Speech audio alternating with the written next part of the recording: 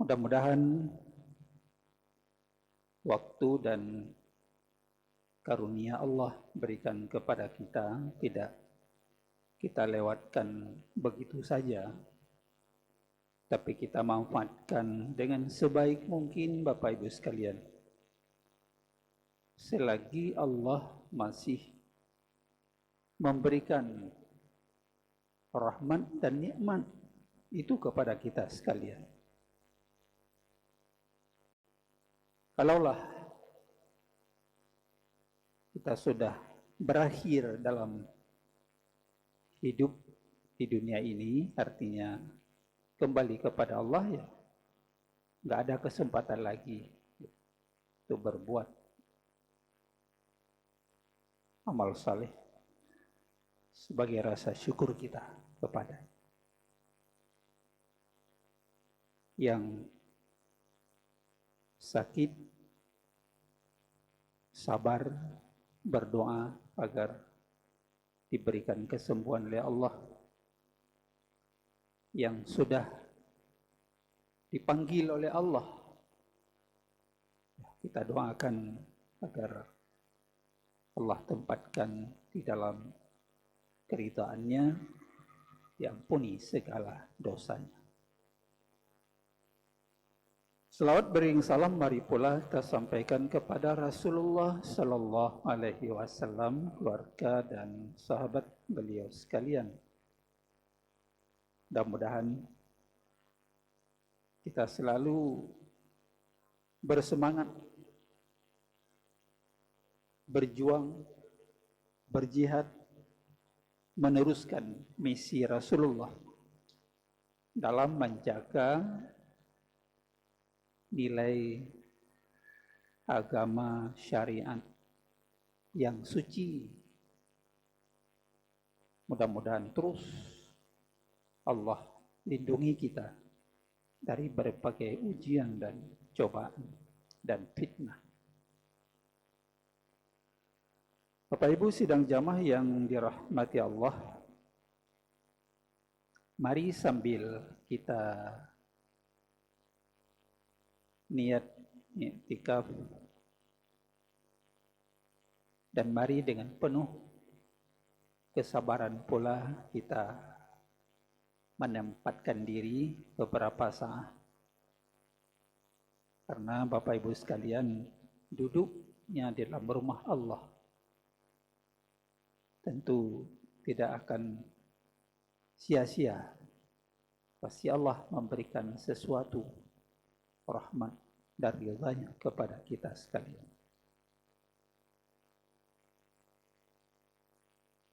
Kita lanjutkan apa yang sudah kita sampaikan pada Ahad malam yang lalu, mana kita menyampaikan ada beberapa hal, termasuk salah satu dari visi misi Al-Quran dalam pembentukan sebuah komunitas muslim, baik secara personal, individual, maupun secara kekeluargaan, rumah tangga, maupun masyarakat secara luas. Dan ini kita sudah jelaskan di takwim al-fard al-muslim, individu personal muslim yang baik, yang dituju akhir dari sebuah wujud Al-Quran. Kemudian al-usrah al-muslim atau al-bait al-muslim, keluarga muslim yang baik. Dan yang ketiga kita jelaskan yang lalu adalah masyarakat muslim, mujtama al-islam, yang mana menjadi sebuah masyarakat yang marhamah. Dan Al-Quran terus-menerus memberikan semangat, motivasi kepada kita. Wa ruwahuha wabah, semangat, memberi semangat, pendorong di dalam menggapai kehidupan kita di dunia ini yang baik dan juga kehidupan di akhirat yang baik, dan kita terpelihara, terhindar dari segala azab api neraka. Bapak Ibu sidang jamaah yang dirahmati Allah subhanahu. Berbicara persoalan keluarga, tentu berbicara tentang diri kita sendiri. Karena dalam falsafah filosofi hidup ini, kita lahir. Kemudian ketika dewasa menikah. Dan akhirnya mati. Itu filosofi. Hanya sebuah prosesi 3 tahapan itu. Lahir ke dunia ini, kemudian terus dewasa, menikah, membentuk sebuah rumah tangga, keluarga, kemudian akhirnya kita mati, kembali kepada Allah Subhanahu wa ta'ala. Tidak lebih dari itu Bapak Ibu sidang jamaah yang dirahmati Allah Subhanahu wa ta'ala.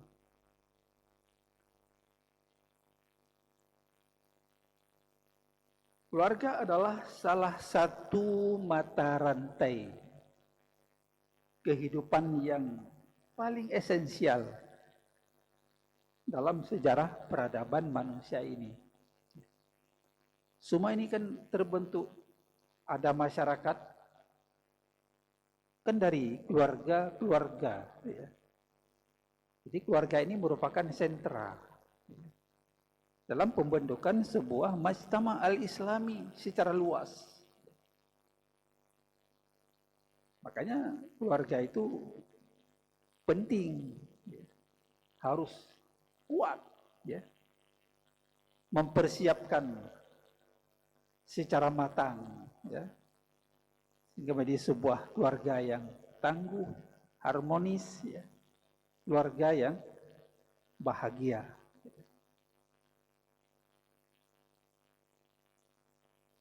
Membangun, kalau kata Rasulullah, baiti jannati, rumahku syurgaku, tentu kan tidak mudah Bapak Ibu sekalian membangun sebuah surga di dunia ini. Banyak tantangan, banyak problem. Kita membangun sebuah mahligai, sebuah istana yang megah, yang di situ nyaman, memberikan ketenangan. Inilah apa yang dikatakan oleh Rasulullah. Bagaimana kita membentuk sebuah rumah atau keluarga yang jadi mahligai, ya, istana, di sebuah tempat singgahan, pelabuhan yang memberikan segala kepuasan batiniah dan lahiriah pada penghuninya di dalam. Sulitnya membangun ini karena di dunia ini banyak tantangan, banyak persoalan, ya, tentang ekonomi, penghasilan, pekerjaan, dan seterusnya. Maka disinilah diperlukan sebuah landasan keimanan, fondasi keimanan, ya, supaya dia kuat. Tanpa dilandasi oleh sebuah fondasi keimanan, maka dia akan cepat goyah.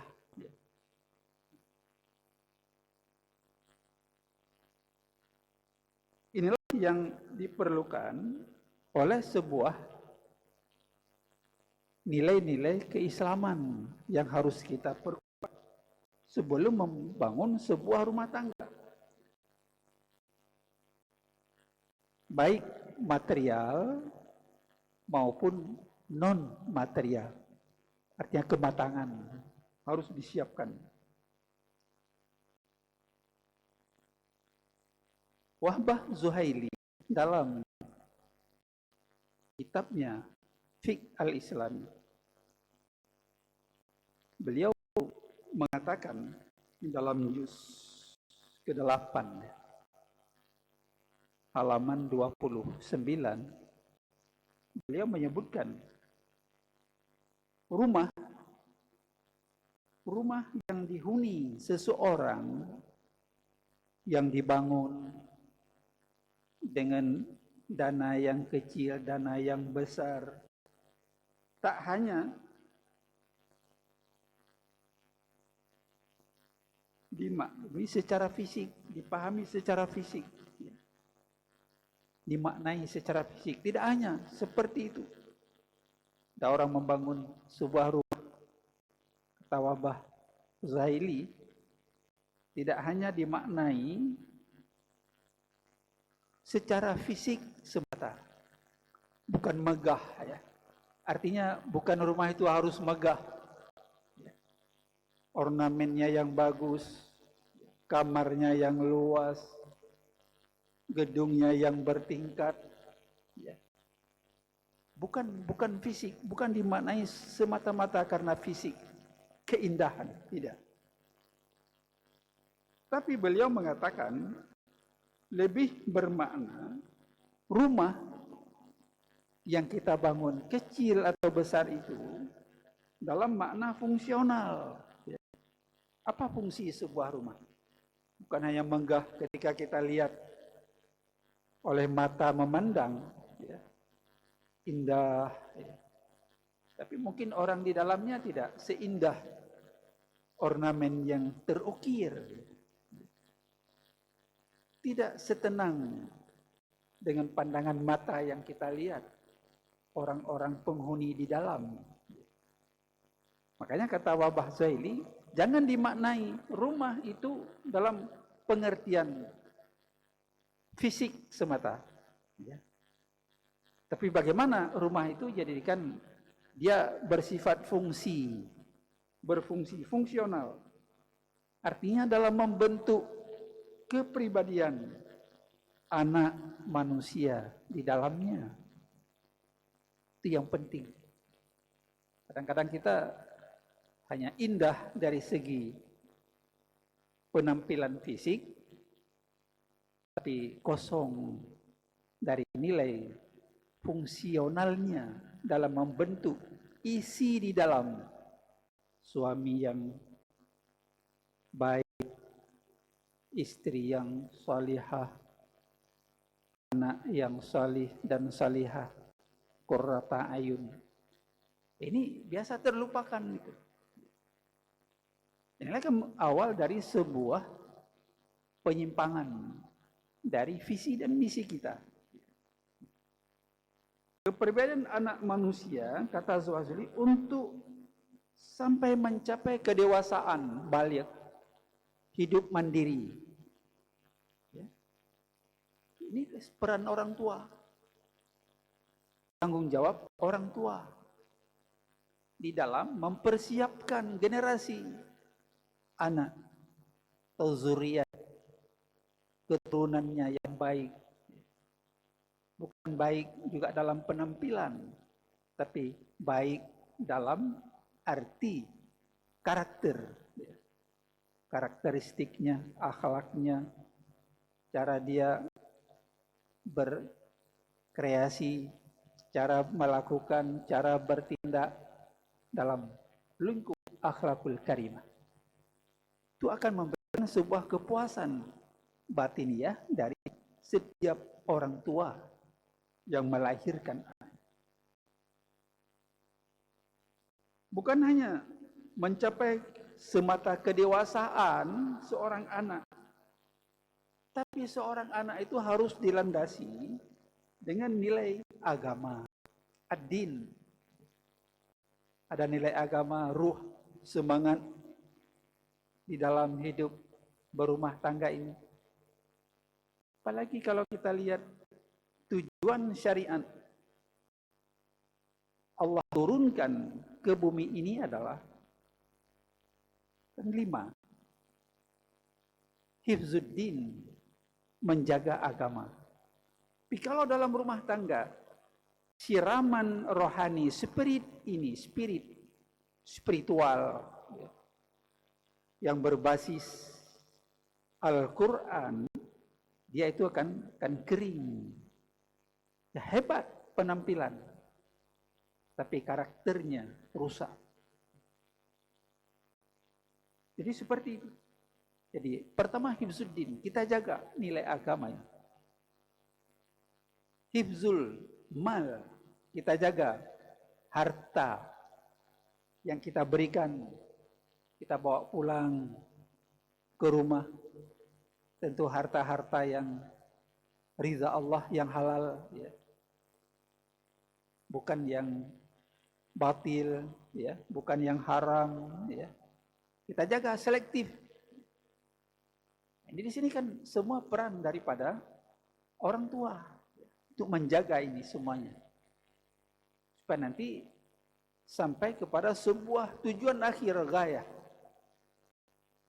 melahirkan generasi yang punya karakter, bukan hanya hebat, bukan hanya careng, tapi punya karakter yang berbasis Islami syariat, berbasis Al-Quran. Kemudian hifzul akli, memelihara akal, ya. Karena kita isi anak kita dengan nilai-nilai yang baik, ya. Contoh-contoh yang baik. Setiap hari kita tuntun dia, ya, kita ajak kepada yang baik.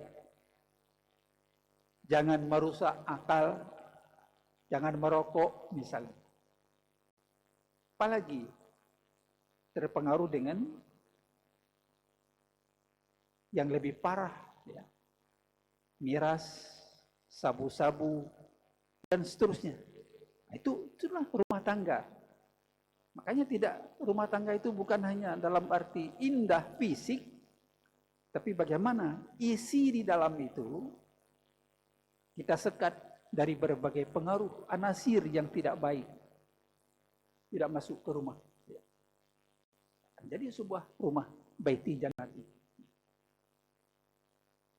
Di samping agama, juga nilai ekonomis, finansial, ada skill. Di situ ada pendidikan. Kita beri anak kita dengan pendidikan, ya, sesuai dengan batas kemampuan, ya, keinginan yang dia pilih, ya. Itu kan skill. Diberikan ilmu. Maka orang tua, kata Ali bin Abi Thalib, di antara warisan yang paling berharga kita berikan kepada anak kita adalah ilmu dan pendidikan. Karena itu skill. Dengan ilmu, seorang anak, dia akan bekerja, ada skill, ada keahlian, rezeki itu datang. Tapi kalau kita berikan harta seberapapun, pilih orang tuanya banyak warisan, tapi kalau anak tidak amanah, tidak menjaga, boros, ya, saya kira harta itu juga akan cepat habis dan hilang. Seperti itu. Makanya ilmu, pendidikan itu sangat penting ditanamkan, diberikan kesempatan pada anak-anak kita, sehingga dengan ilmu itu dia mendapatkan penghasilan, rezeki, ya, dan keahlian yang dia miliki.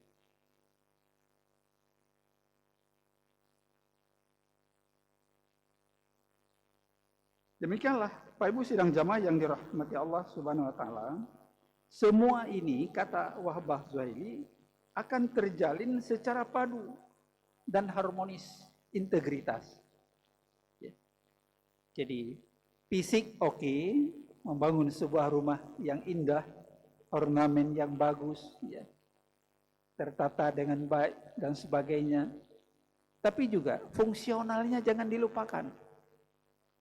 Pengisian dari sebuah rumah yang kita bangun itu.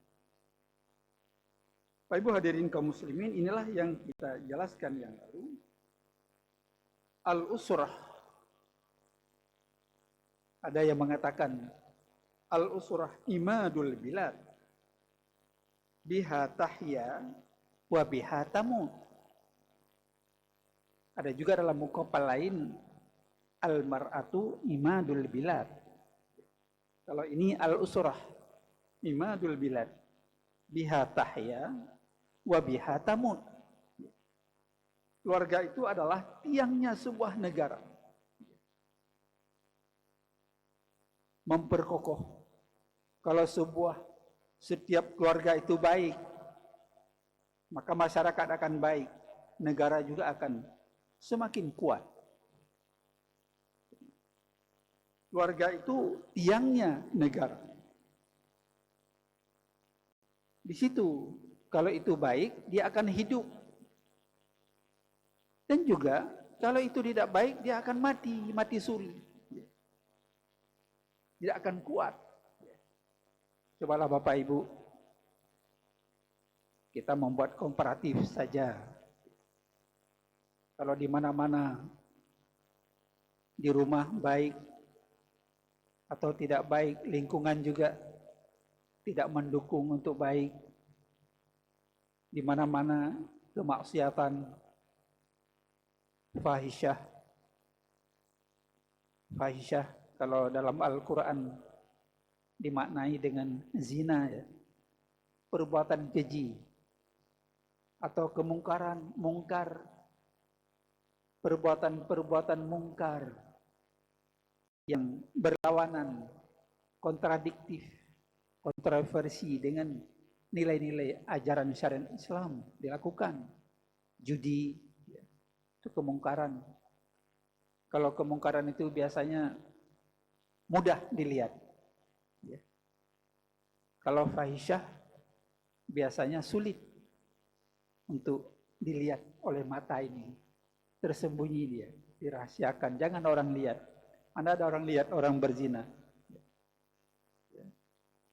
Seperti Bapak Ibu hadirin kaum muslimin, sidang jamaah yang dirahmati Allah Subhanahu wa taala. Dengan demikian, keluarga ini menjadi sebuah penting, ya. Makanya di dalam membangun sebuah keluarga ini itu harus diawali dengan sebuah akad, ya. Akad yang berbasis syar'i, akad nikah, ya.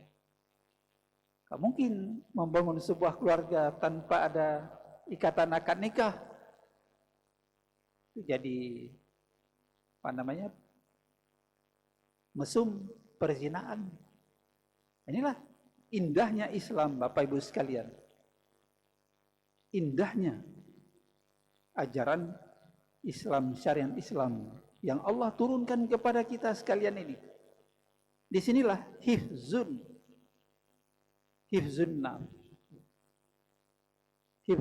nasli.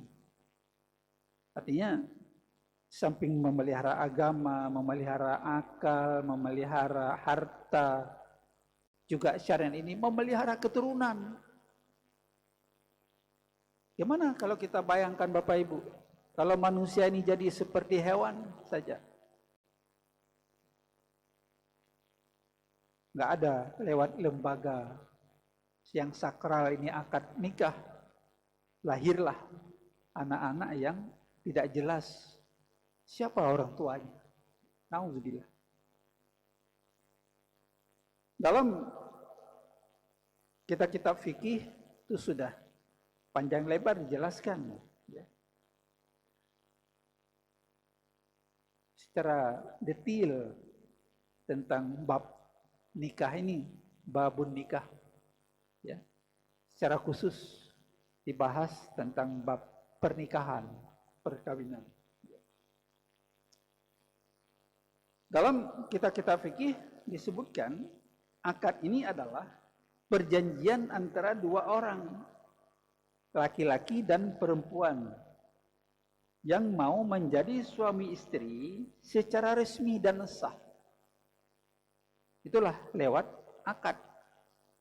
Sebuah kontrak, sebuah perjanjian yang sakral dan suci.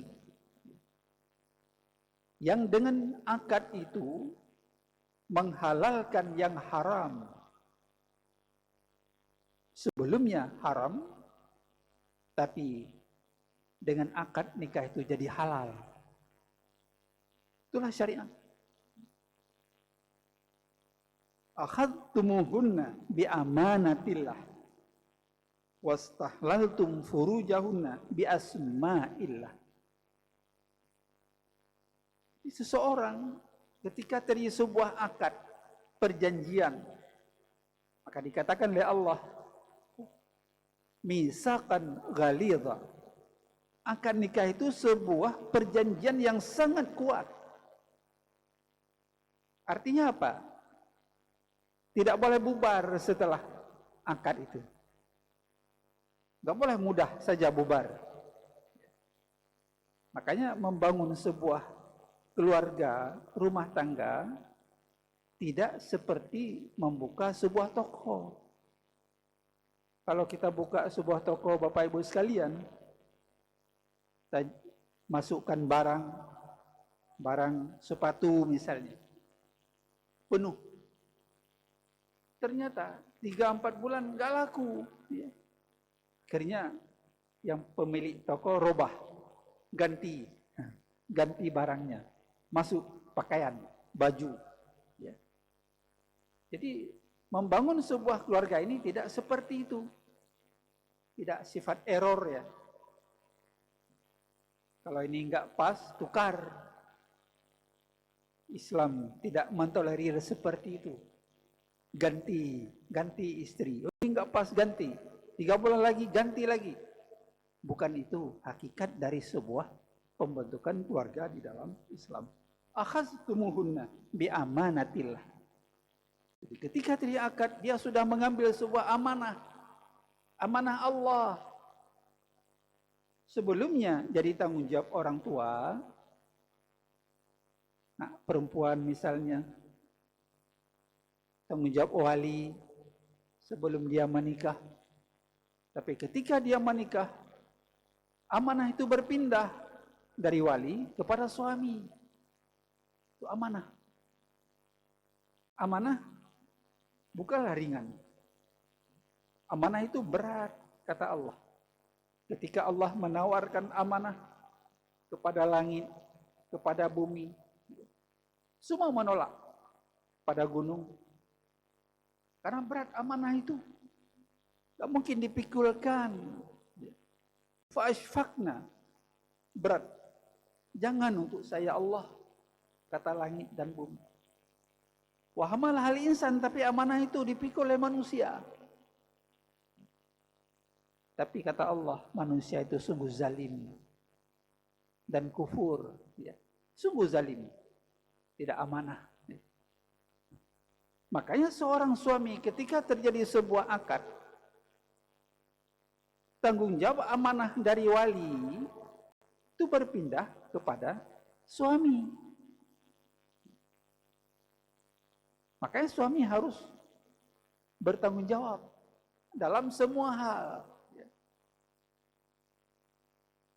Agama, rezeki, nafkah, pakaian, tempat tinggal. Wa 'alal mauludi lahu rizquhunna wa kiswatuhunna bil ma'ruf. Kewajiban seorang suami menyiapkan nafkah, memberikan nafkah lahir, nafkah batin, pakaian, tempat tinggal, maskan. Itu kan jadi sebuah beban yang harus dilaksanakan oleh seorang suami. Bi'amanatillah. Karena Allah sudah memberikan amanah kepadanya. Wastahlaltum furujahunna bi'asma'illah. Dan halal untuk jima, bersetubuh hanya dengan mengucap nama Allah. Apa kata wali? Angkah tuka ibnati, saya nikahkan untukmu anak kandung saya yang nama ini untukmu, kan, dengan mahar sekian. Ya. Jadi kabil tu nikah diterima, ya terjadilah sebuah akad. Itulah yang menghalalkan, itulah sebuah akad dengan nama Allah Subhanahu wa Ta'ala. Ya. Itulah Bapak Ibu sidang jamaah sekalian, indahnya syariat Allah yang Allah turunkan kepada kita sekalian. Syariat yang diturunkan ini bukanlah jadi sebuah beban yang menakutkan, tapi sebuah jalan pedoman hidayah yang memberikan sebuah kenikmatan dalam hidup dan kehidupan kita. Kalau ini semua kita jalankan, aman dunia ini, ya, tentram hidup, ya, nggak ada persoalan, ya, di antara satu dengan yang lain. Inilah yang kita jelaskan kemarin, getaran Al-Quran, dengan bahasa lain vibrasi Al-Quran. Ya, kalau kita selalu berpegang teguh dengan Al-Quran, dengan sunnah, kita membaca Al-Quran, memahami maksud dan isinya, terus kita baca di rumah, di masjid, di mana, ya, ya itu vibrasi Al-Quran, getaran Al-Quran itu akan terjadi pada diri kita. Saya jelaskan yang lalu, Umar bin Khattab radhiyallahu anhu, dia masuk Islam. Padahal sebelumnya sangat ganas membenci Islam itu. Tapi ketika dia mendengar Al-Quran dibaca oleh adiknya, surah Taha,